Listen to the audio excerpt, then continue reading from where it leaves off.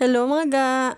Gumawa na naman ako ng masarap at madaling gawin na dessert para kay amo. Pinagsama ko lang yung crushed graham, peanut butter, condensed milk at melted butter. Minix ko ng maigi, then tinransfer ko sa Pyrex. Ipipress ko lang ng baso para pumantay at hindi buhaghag. Pagkatapos ay itinabi ko muna. Then pinaghalo ko naman itong Philadelphia cream cheese at condensed milk.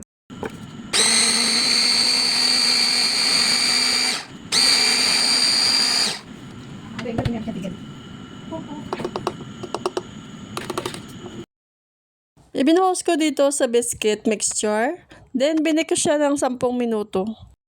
Habang nakasalang yun sa oven, ay nagtosta naman ako ng sliced almond. At nang maging golden brown na, hinalo ko naman ito sa ginawa kong salted caramel sauce at binuhos dito sa binik na biscuit and cream.